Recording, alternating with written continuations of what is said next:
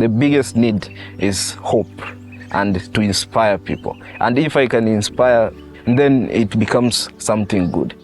Whenever I start something, I have that determination to complete it. I want to learn it and even be able to share with others. The reason that has kept me going and the reason that has kept me with the zeal to keep up is I got empowered by people, so I have to empower others. That is what keeps me going. My impairment is a bit invisible. It's not easy for somebody to know that I have a hearing loss because most of the time I can hear. But some time back, during the lockdown, there was a program about coding, and it was such an eye-opener to my side as a person with a hearing loss, and I've realized that technology, in one way or the other, is very helpful to people with disabilities. Online courses are not very easy for one to follow, more so if people cannot understand or cannot conceptualize what is being taught. As time went by, we noticed that most of our fellow colleagues began dropping out. So that's how Mastula and I thought of coming up with at least a way of communication, coming up with signs related to technology and the terms that are being used in coding that could help at least our people, our fellow deaf people in future. Because we believe that's why most of the deaf people or hard of hearing were dropping out. Sign language, it is a visual language. It is not audible.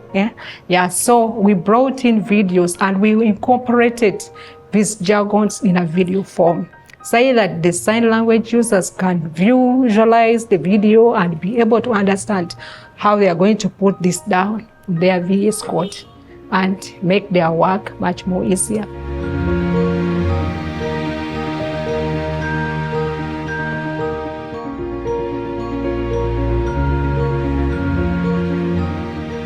In Chambogo University, I happen to be one of the facilitators who provide learning to students, especially through one of our courses, and that is a certificate in personal assistance services for persons with disabilities.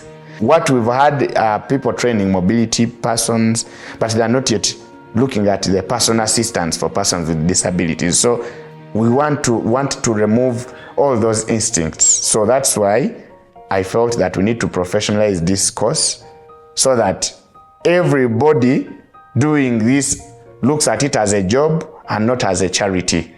Everyone in this world, every institution is looking at innovations.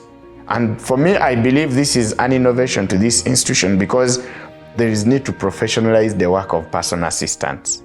We need people to work with ethics, but also ensure that their beneficiaries are safe. When I joined the university, so many people would not even understand or even communicate with us. There was a lot of communication barrier. I requested them to maybe help me know how to activate the club. And one of the staff joined us and they connected me with the person in charge of the clubs. They agreed, and then we were able to activate Kenya Sign Language Lab.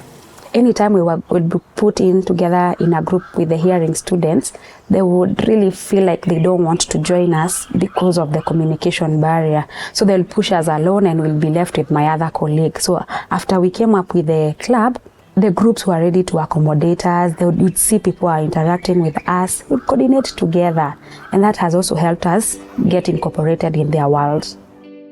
I've written a book, Stars Aligned, because of my passion for persons with disabilities. The book is about, it's a monologue about Robert living with a disability, going through a problem. So we are looking at the themes of integration. We are looking at the themes of inclusion and also the social responsibility. How is this person supposed to be in a community where we have so much diversity? I published my book because someone believed in that dream. We need people in society who will encourage us, who will tell us that you can do it. Don't give up. Say that you can also get motivated and move on. One of the biggest achievements that I have is when I find people waiting for me and also enjoy me teaching them sign language, and also seeing the hearing student growing strong in signing. I'm going to leave a strong foundation, and people will have the culture of having sign language, not just for my own benefit, but for the benefit of the world. I was empowered by people. I need to empower people. Every person with a disability can, if we can provide an enabling environment, because we always say that impairment minus barriers is equals to inclusion.